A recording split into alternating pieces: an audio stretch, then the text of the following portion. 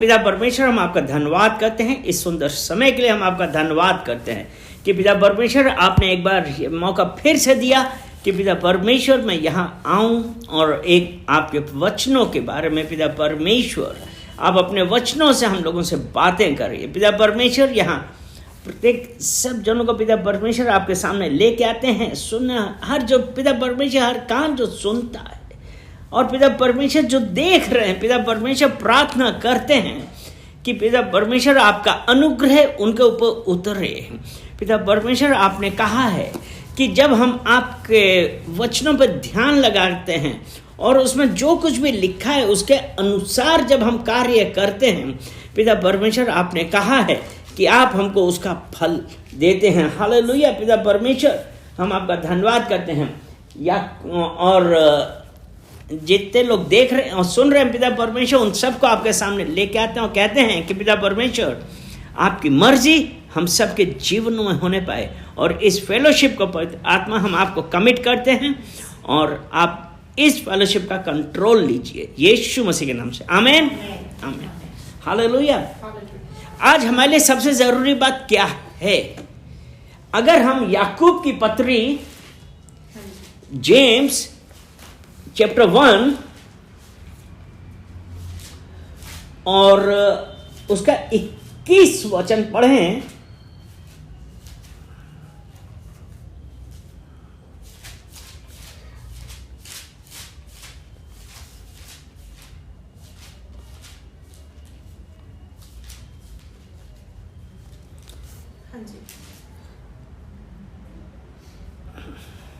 इसलिए सारी मलिनता और बैर भाव की बढ़ती को दूर करके इसलिए सारी मलिनता और बैर भाव को की बढ़ती को दूर, मतलब बैर भाव की बढ़ती यानी कि मलिनता, ऑल फिल्दीनेस, जो गलत मतलब दिमाग में हमारे बहुत बेकार की बातें आती हैं, हाँ वो सब बातें, और विकेडनेस, हाँ इन सब को दूर करें। उस वचन को नम्रता से ग्रहण कर लो जो हृदय में बोया गया। उस वचन को नम्रता से ग्रहण करें जो उसमें बोया गया, किसमें? जो हृदय में बोया गया है, और जो हमारे प्राणों का उद्धार कर सकता, और जो हमारे प्राणों का उद्धार कर सकता है। और हमारे प्राणों का उद्धार कौन करता है? परमेश्वर के वचन। क्योंकि अगर हम यूहन्ना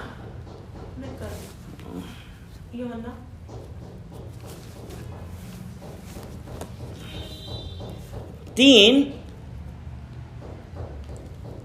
जॉन 3:16 हम देखते हैं तो उसमें क्या है? यूहन्ना 3 और उसका 16 वचन।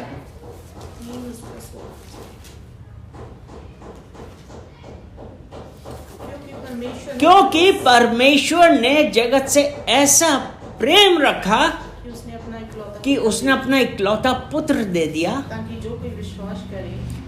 जो कोई विश्वास करे वो नष्ट ना हो वरन अनंत जीवन पाए।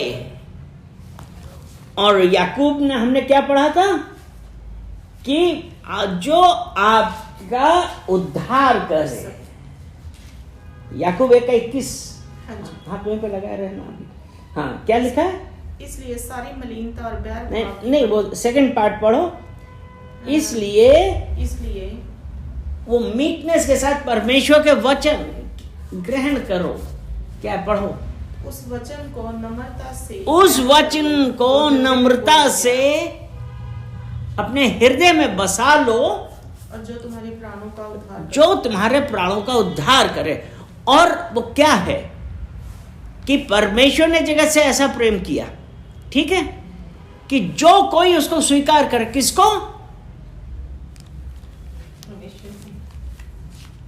यीशु मसीह को।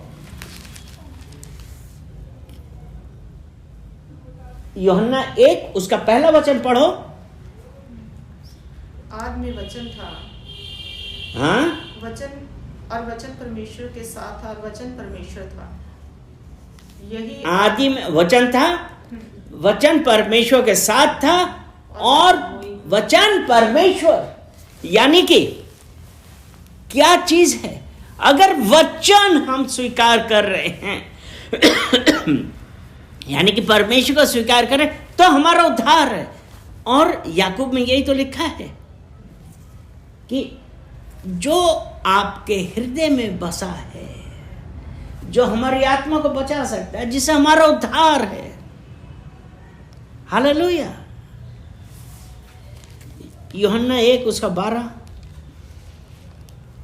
परंतु जितनों ने उसे ग्रहण किया उसने उन्हें परमेश्वर की संतान, जितनों ने उसे ग्रहण किया उसने उन्हें परमेश्वर की संतान होने का अधिकार दिया, जो उस पर विश्वास करते हैं। देखिए,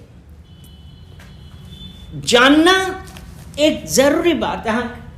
अब यह है कि कितने लोग जानते हैं यीशु मसीह को। अगर हम आपसे पूछें, अगर पूछा जाए, सबसे यह पूछें यीशु मसीह को कितने लोग जानते हैं, तो क्या जवाब होगा?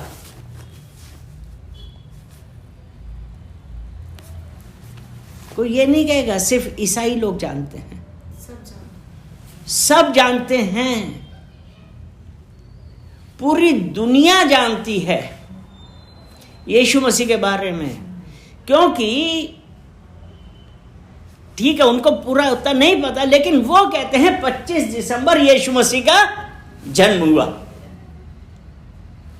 तो इसलिए, लेकिन यूहन्ना 1:12 में क्या है कि परमेश्वर ने उसकी संतान होने का अधिकार किसको दिया?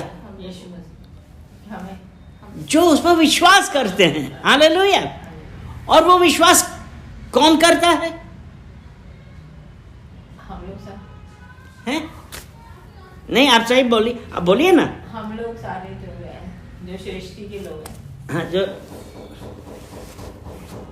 देखिए, सृष्टि के नहीं, जितनों ने उसे स्वीकार किया, जिन्होंने मतलब कि जिन्हों को यीशु ने जिन्होंने ग्रहण किया, बपतिस्मा लिया और यीशु को ग्रहण कर अपना मुक्तिदाता उद्धारकर्ता करके ग्रहण किया। नहीं, हम लोग को जैसे यीशु ने चुना है, हम लोग देखिए, इसीलिए यशाया 45:45 उसका 4 हम देखेंगे। यशाया 45 उसका 4 वचन।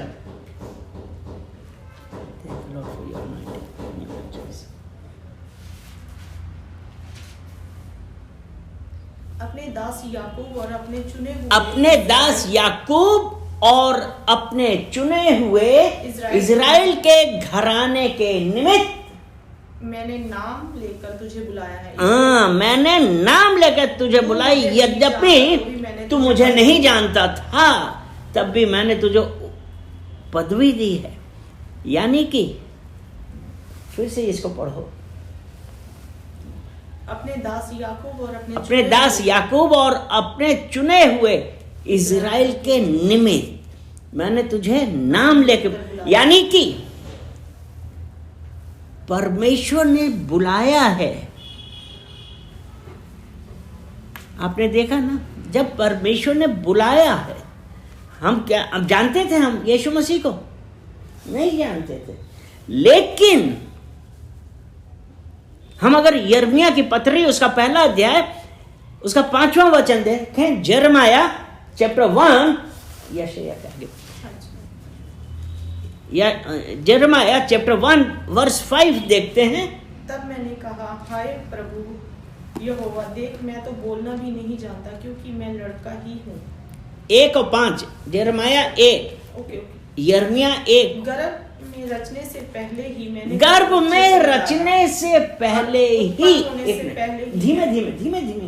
धीमे गर्भ में रचने से पहले, यानी कि अभी हमारा कुछ पता नहीं है, लेकिन परमेश्वर का वचन कहता है गर्भ में रचने से पहले ही मैंने तुम्हें मैंने तुझ पर चित्त लगाया, और उत्पन्न होने से पहले ही मैंने और उत्पन्न होने से, यानी कि हम गर्भ में भी नहीं आए थे, लेकिन वो परमेश्वर जो हमारा अंत, हमारी शुरुआत से पहले ही से जानता है, उसने उस वक्त चित्त लगाया था और हमारे उत्पन्न मतलब गर्भ में आने और उसके बाद उत्पन्न होने से पहले ही उसने हमको नाम लेके बुलाया। हालेलुया। हालेलुया। और उसने हमें एक पदवी दी है। तो ये परमेश्वर की महाकरुणा का फल है कि हम मिट नहीं गए। वो परमेश्वर जिसका हम जानते भी नहीं थे, उसने हमको कब चुना था? हम मां के गर्भ में भी नहीं आए थे। आज वो परमेश्वर के पास जब हम आते हैं, क्या परमेश्वर हमें नहीं सुनेगा? सुनेगा ना? कब सुनेगा? कब सुनेगा? अब एक ये भी बात आती है हाँ जी। कि मां के गर्भ में आने से पहले ही उसने हमको चुन लिया था, हमको एक पदवी दी थी, और पदवी ये थी कि उसने हमको उसकी संतान होने का अधिकार दिया था। अब यहां ये बड़ा अच्छा क्वेश्चन, वो कब सुनेगा? क्या लगता है वो कब सुनेगा? रोमियो उसका 1 अध्याय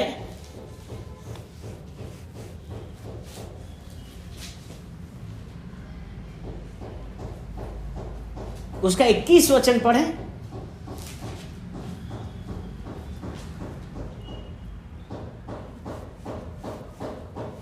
इस कारण कि परमेश्वर को जानते इस कारण कि परमेश्वर को जानते हुए भी हमने परमेश्वर के योग्य कार्य न किया। पढ़ो ना। हाँ जी। इस कारण कि परमेश्वर को जानने पर भी इस कारण कि परमेश्वर, उन्होंने आप परमेश्वर के एक मिनट, इस कारण परमेश्वर को जानने पर भी, आप ये देखिए, क्या हम मसीही लोग क्या परमेश्वर को नहीं जानते हैं? लेकिन वो यहाँ पे क्या कह रहा है? इस कारण को परमेश्वर को जानने पर भी हमने परमेश्वर के योग बढ़ाई और धन्यवाद ना किया। परमेश्वर के योग बढ़ाई और धन्यवाद ना किया, परंतु व्यर्थ विचार करने लगे कि यहाँ तक कि उनके मनों में अंधेरा छा गया। अंधेरा हो गया। यानी कि हम परमेश्वर को जान रहे हैं, लेकिन हम क्या कर रहे हैं? सबसे बड़ा जानती क्या होता है? हमें प्रार्थनाओं का जवाब परमेश्वर अपने समय पे देता है, ना उसमें जल्दी होती है ना देरी होती है। और परमेश्वर, यिर्मयाह 17 उसका 10 पढ़ो, यिर्मयाह 17 उसका 10, रोमियो में हाथ लगाए रखना। यिर्मयाह 17:10।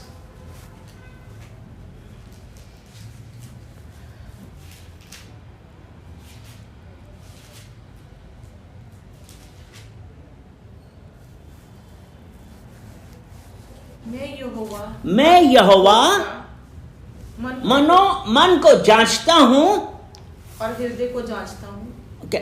मन की खोजता, हाँ, मन की खोजता और हृदय को जांचता हूँ, ताकि प्रत्येक जन को के अनुसार अर्थात उसके कामों के अनुसार, उसकी चाल चलन अर्थात उसके कामों के अनुसार उसका फल दूं।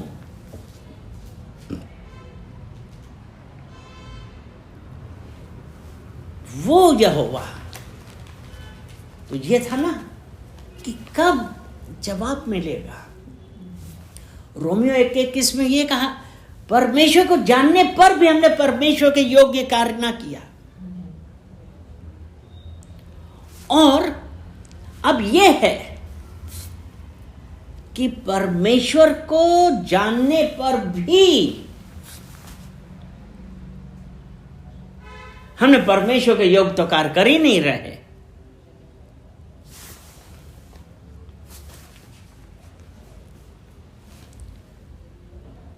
सभोपदेशक 12 उसका 14 वचन पढ़ेंगे। एक्लेसियास्टिस चैप्टर 12 वर्स 14। नीति वचन के बाद है।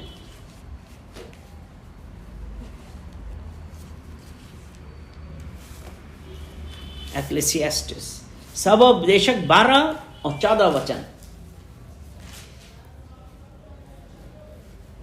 क्योंकि परमेश्वर सब कामों और क्योंकि परमेश्वर बातों को- सब कामों और सब बातों का, चाहे भली देखिए या बुरी, यहां पे क्या है, करेगा। सब काम और सब बातों का, वो चाहे भली हो या बुरी हो, न्याय करेगा, चाहे वो गुप्त में ही क्यों ना करी गई हो। वो जो परमेश्वर मनों को जांचता और हृदय को देखता है, हर बात का न्याय करेगा। अगर हम ये सोचते हैं कि हम परमेश्वर को जानते हैं, परमेश्वर को जानना तो बहुत जरूरी है, लेकिन परमेश्वर के बताए हुए रास्ते पे क्या आज हम चल रहे हैं? क्योंकि उसने ये कहा है ना, चाहे गुप्त में ही क्यों ना करी गई हो, चाहे वो भली हो चाहे वो बुरी हो, परमेश्वर न्याय करेगा। अगर परमेश्वर ने कहा तुम्हें ये करना है तो हमको उसके अनुसार चलना चाहिए। हमें इस संसार के अनुसार नहीं चलना है। अगर हम जो हमने पहले उस वक्त कह रहा था, मैं 2 कुरिन्थियों उसका 4 और उसका 4 वचन पढ़ें जरा। 2 कुरिन्थियों 4 उसका 4 वचन।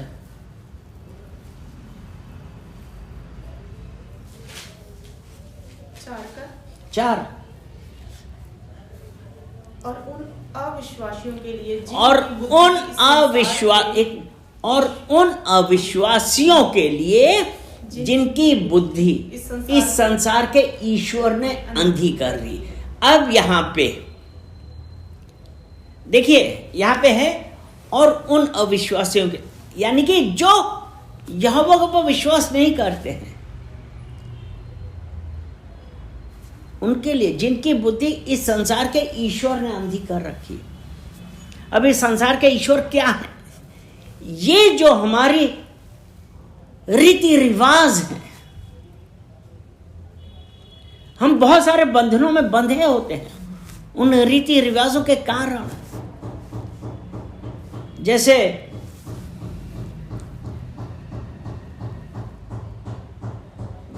कई बार यह होता है ना कि अरे ऐसा हुआ, नहीं, डॉक्टर के पास जाने के या कुछ इलाज करने के बजाय अपनी देसी चीजों पर विश्वास करने लगते हैं।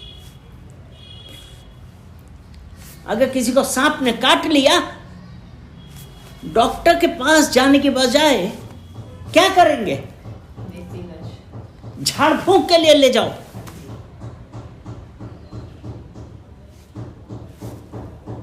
तो ये है ना, जिनकी बुद्धि इस संसार के ईश्वर ने अंधी कर रखी है, ताकि उन क्या है, पढ़ो।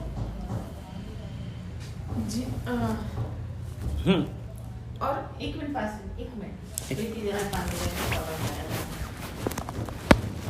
जिनकी बुद्धि इस संसार के ईश्वर ने अंधी कर दी है।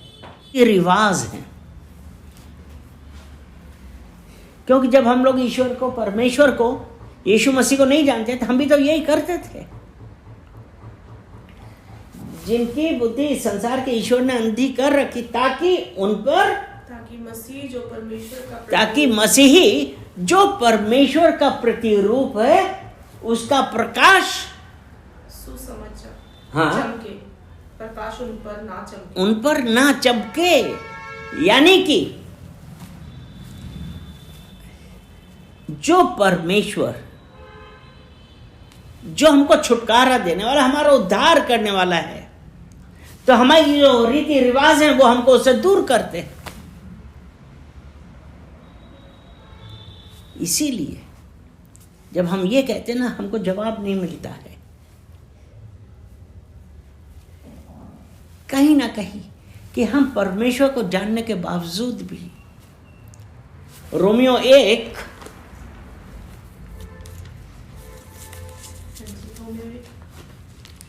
उसका 18 वचन पढ़ो।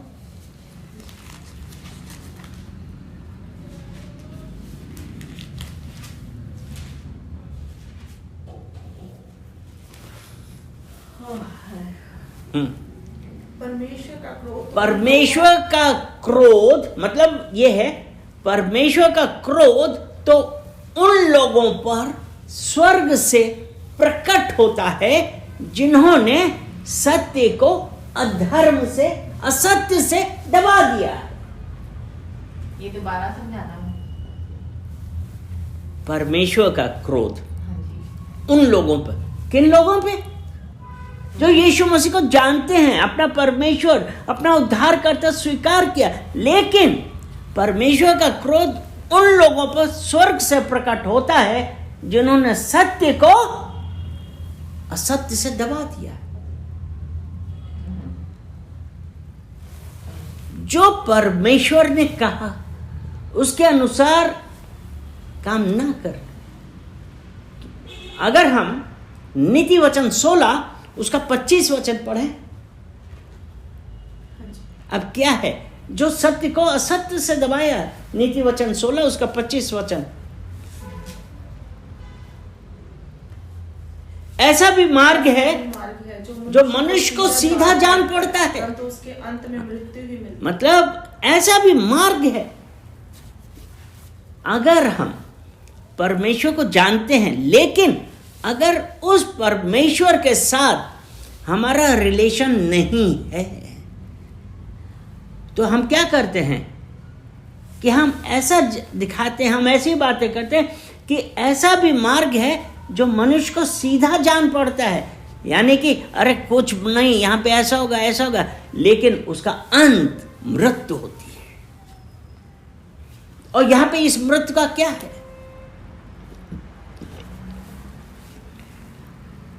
यानी कि आत्मिक मृत्यु हो गई है। ये वो है। परमेश्वर का वचन ये कहता है ना, तुम मरोगे नहीं वरन जीवित रहोगे। भजन संहिता 118 उसका 17 वचन। भजन संहिता, मैं ना मरूंगा वरन जीवित रहूंगा और परमेश्वर के कामों का वर्णन करता और परमेश्वर के कामों का वर्णन करूंगा। यानी कि वो जो परमेश्वर ने कहा, you will not die but will live and proclaim the work of the Lord. यानी कि जब परमेश्वर को हमने स्वीकार किया और उसके मार्गों पे चले, उसकी आज्ञाओं पे चले, उसकी बताई हुई विधियों पे चले, तब। लेकिन अगर परमेश्वर के ऊपर विश्वास करने की बजाय हम दुनिया की बातें सुन के उसके ऊपर विश्वास करें, उन्होंने कहा कि अगर परमेश्वर पे मन लगाना है तो ध्यान लगाओ। परमेश्वर ने यह काम कहा, परमेश्वर की विधियों पे चलो।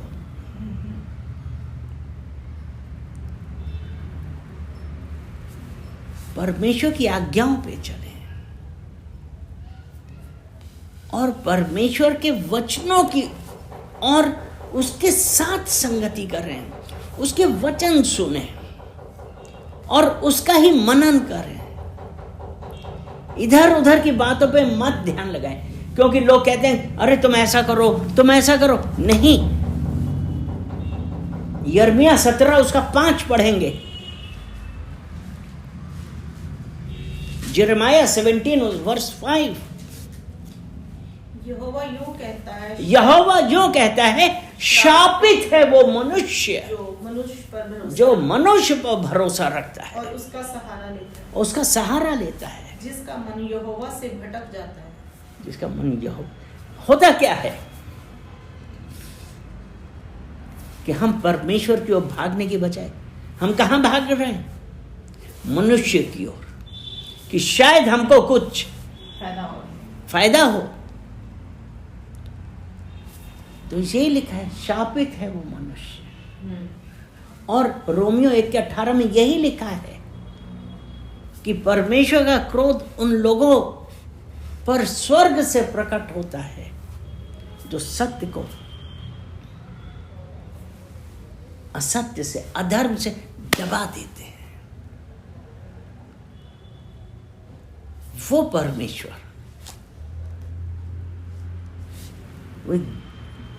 उसने कहा है ना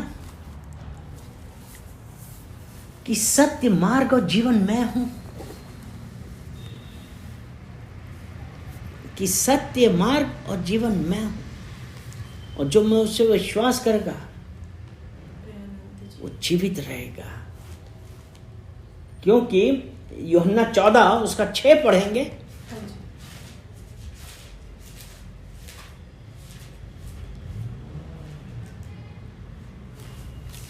ओ रबा शेखर ज्ञान यूहन्ना 14 उसका 6 वचन। यीशु ने उससे कहा, मार्ग, सत्य और जीवन मैं हूं,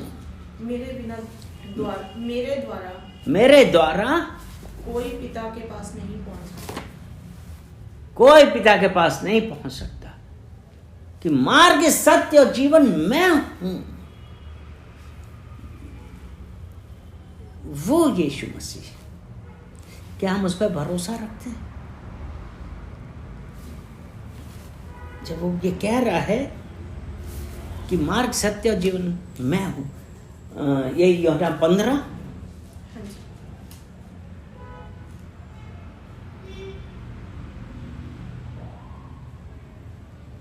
15 उसका 4 पढ़ो।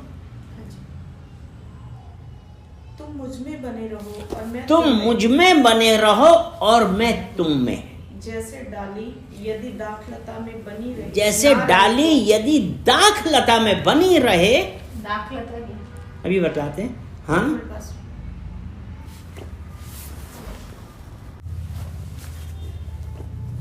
14 का।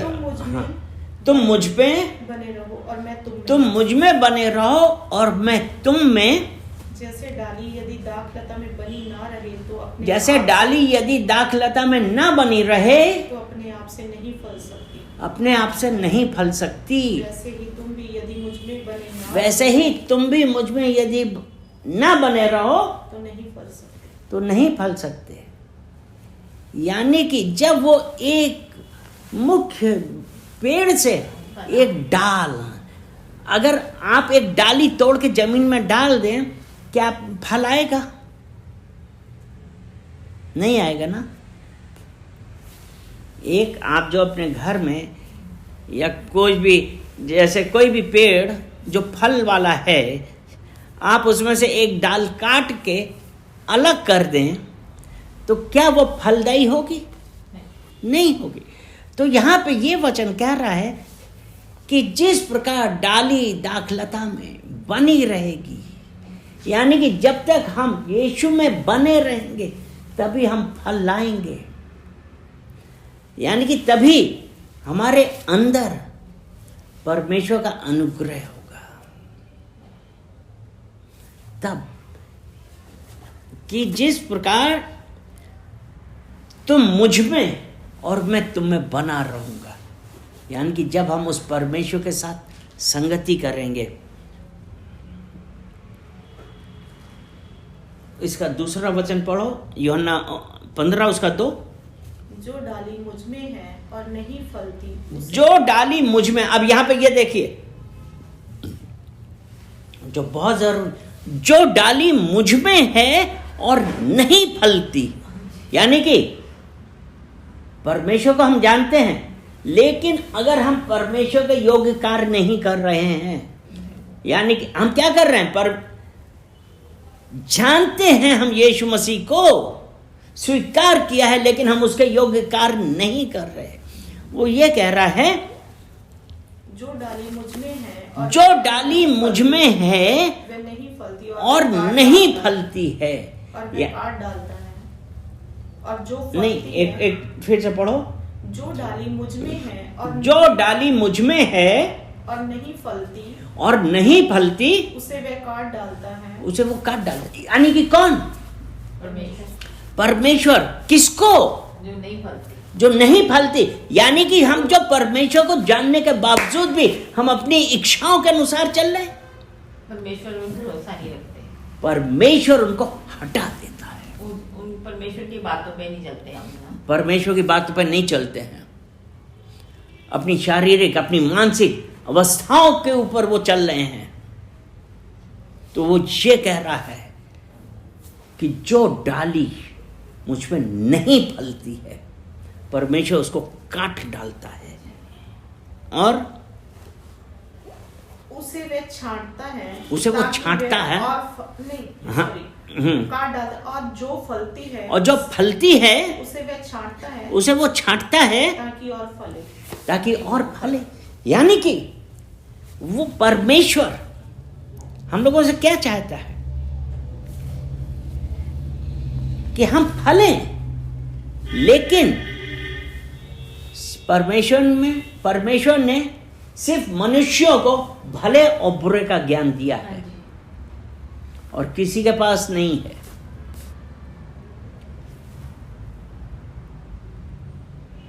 परमेश्वर ने जब आदम और हव्वा को बोला था इस पेड़ का फल मत खाना, लेकिन सांप जो हर जानवर से धूर्त था, उसने उस औरत को बहका दिया और उसने फल खा लिया। उसके बाद जब परमेश्वर ने आदम से पूछा तो आदम ने क्या किया? आदम ने परमेश्वर के ऊपर दोष लगा दिया। कैसे? परमेश्वर से कहता है जो औरत तुमने मुझे दी है उसने मुझे फल दिया और मैंने खा लिया। और आज की तारीख में भी हम यही कहते हैं हमारी प्रार्थनाओं को जवाब क्यों नहीं आया है। हम ये नहीं देखते हैं कि हम अपने सुखों के लिए परमेश्वर से दूर जा रहे हैं, हम अपने मन की अपनी इच्छाओं का पालन कर रहे हैं। अगर हम ये करेंगे हमको परमेश्वर से कुछ नहीं मिलेगा।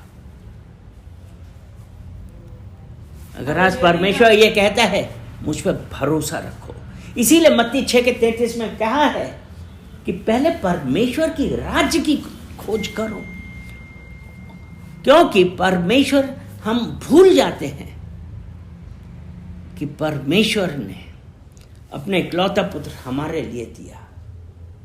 उसने हमारे लिए ताड़ना सही, उसने हमारे लिए कोड़े खाए, वचन ये भी है ना, और उसके कोड़े खाने से हम जीवित हो गए। आमीन, है ना। कि पहली पत्री उसका 2 अध्याय उसका 16 वचन, जो कुछ संसार में है अर्थात शरीर की अभिलाषा, आंखों की अभिलाषा और जीविका का घमंड, वो पिता की ओर से नहीं है, वो संसार की ओर से है। और जब वो संसार की ओर से है तो क्या परमेश्वर उस बात से प्रसन्न है? जबकि 15 में उसने ये कहा कि अगर तुम्हें इन सब चीजों का वो है तो वो परमेश्वर की तरफ से, यानी कि उसके अंदर पिता का प्रेम नहीं है। याकूब उसका 4 अध्याय उसका पहला वचन पढ़ो, याकूब की पत्री उसका 4 अध्याय उसका पहला वचन और उसका 2 वचन पढ़ो।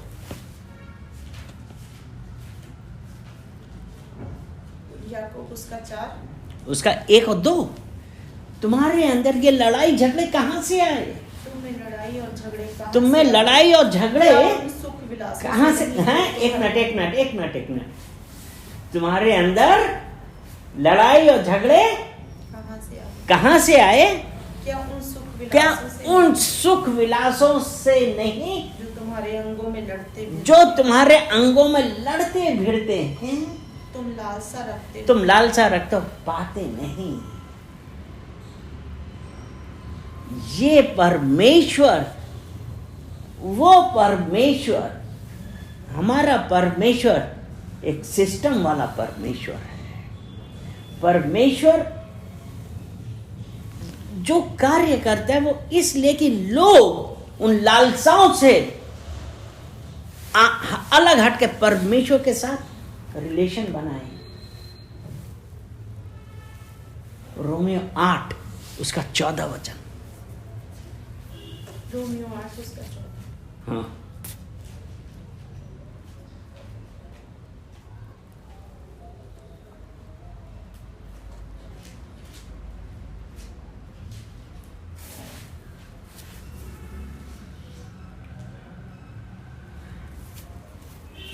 इसलिए कि जितने लोग परमेश्वर की इसलिए चलाए जितने जाते हैं, लोग परमेश्वर की आत्मा के द्वारा चलाए जाते हैं वही परमेश्वर के पुत्र कहलाते हैं।